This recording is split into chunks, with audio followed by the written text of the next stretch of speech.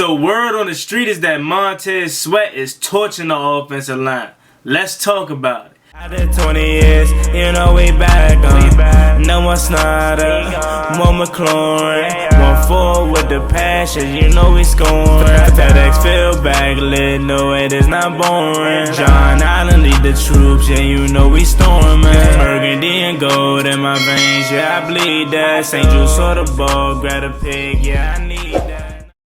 YouTube, what's going on? It's Juan Gotti here. We enter the Washington Commanders video, and in today's video, we're going to be recapping day 12 of the Washington Commanders training camp. So without further ado, let's get straight into today's video. But before we do, make sure you guys go down below, leave a like on this video, subscribe if you're new, and turn on post notifications so you get notified when I upload new content like this to the channel. We're on the road to 6,000 subscribers, so please hit that subscribe button again if you haven't already. Thank you so much. Let's get straight into today's video.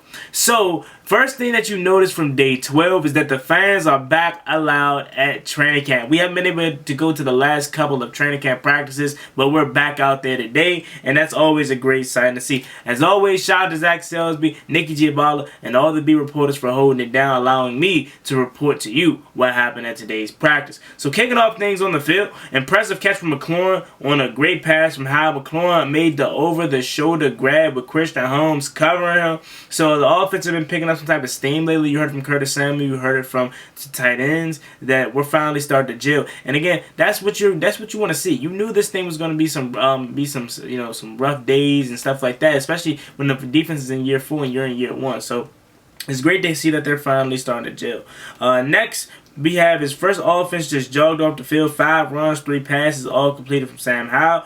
Sam Cosmi did a nice job of creating a hole for B-Rob while pulling back on Jamin Davis. Again, Sam Cosmi says, I want to play anywhere they need me. Wherever you feel like is the best fit for me to be great, put me in. And that's right guard right now. And like I said, Cosmi could potentially be our new Brandon Scherff. Remember, we drafted Brandon Scherff as a tackle, but he ended up in right guard, and he's one of the best right guards in ball. So could that potentially be Sam Cosmi? Definitely. And again, like I keep stressing, is that this is really his first year playing guard. Like, because last year he was playing guard at times, but he was hurt all, for the majority of the season last year. So he's healthy and he's looking spry and good. So shout out to Cosmi. Next thing we have is starting defense ends red zone period with a sack on how John Allen managed to beat Paul on the inside to crash the pocket. So John Allen, look at midseason form. Don't worry about that he beat up on Chris Paul. It's Jonathan Allen, you know what I'm saying? So don't be like, oh my God, Chris Paul is terrible. Where's Sadiq Charles, man? Oh, left guard is going to be atrocious this year. No, chill out. It's Jonathan Allen, one of the best defensive tackles in ball. If anything, it's good that Chris Paul is getting beat up on, because then when he has to play other people that aren't as good as Jonathan Allen, it's light work for him. Really nice catch by Jonathan Williams on the pass from Howell, who rolled out to his right. Davis was the defender on the play. Again, Jonathan Williams is a guy that, I don't want to necessarily say I overlook, but I like Jared Patterson way more than I like Jonathan Williams. You know what I'm saying? So I kind of be wanting Jared Patterson to get that last running back spot more than the Jonathan Williams, but they seem to like Jonathan Williams more than Jared Patterson. So if they decide to actually keep, 4 backs, I'm pretty sure Jonathan Williams is ahead when it comes to that. Obviously Brian Robinson, Antonio Gibson, Chris Rodriguez. Are we going to keep 4 backs? I think we potentially could, and it's going to be between Jonathan Williams and Jared Patterson. Really, that Derek Gore guy from the Chiefs, I don't expect him to do much. As far as making this roster. Next we have another tweet from Zach Salisbury. Says how caps off his series off with a touchdown pass to Dodson. Had to put a little extra air on the ball to get it over the defensive line. So as we know, Sam Howell has a gun, man. He has a gun for him, cannon for him, whatever you want to call it. Montez Sweat is out here doing his thing. Just blew up a running play with Gore as the courier.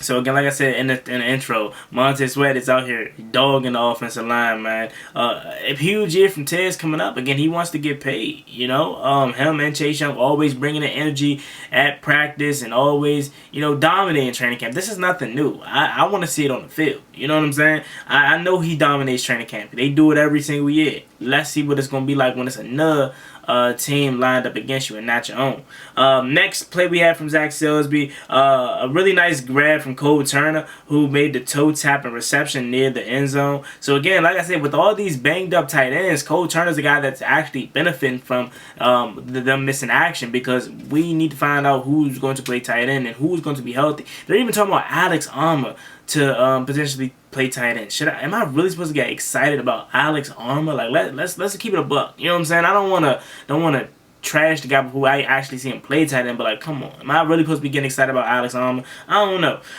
But now moving over to Nikki Giavala, always holding it down. Shout out to Nikki Giavala for the reporting. Since Montez Sweat just murdered the lineman on one-on-ones. Again, like I said, Tez is doing what Tez does in training camp. Will it transition to the NFL game when it comes to the regular season? Hopefully, because again, we need that, and he wants a new contract, so I don't doubt it, you know. Then you continue to go on. It says Chase Young is back on the sideline. So I'm not sure if Chase Young was a little shaken up or whatever, what happened there with him not being there, but I'm sure he's fine. They would have made a big deal about it if he wasn't, you know, healthy. So Curtis Samuel and Emmanuel Forbes are both out there in 11v11. Chase Young and Logan Thomas are not. Thomas is not at practice. Calf again. Young went inside doing individuals. So again, we'll keep an eye on Chase Young, but hopefully it's nothing that serious. Let's see, and we can find some more notes now. This time we're going to Ben Standing, because it doesn't seem like it's a lot of notes today. Ben Standing says Montez Sweat is a monster. Dog on the offensive line. Sam Howell threw an absolute perfect down to Trey McLaurin and stride down the sideline. So again, it doesn't seem like it's a lot of notes, you know. And again, like I said, as we get close and close to preseason, you know, action, it's going to be less notes, you know, because again, it's starting to get serious. So again, we have a game on Friday night versus the Cleveland Browns, First Energy Stadium. So again, it's not enough. It's not a lot to talk about as far as recaps goes, but we have a ton of other content that's going to be coming out on the channel. So basically, what I take away from today's recap: Chris Paul back running with the ones, of course. Logan Thomas injury. Now this was his second day missed practice. We got to start worrying about that, you know. And again, we're talking about Alex Armour playing tight end for us. That is a scary sight. Now again, I don't want to trash Alex Armour, but bruh, I'm not really supposed to get excited about him.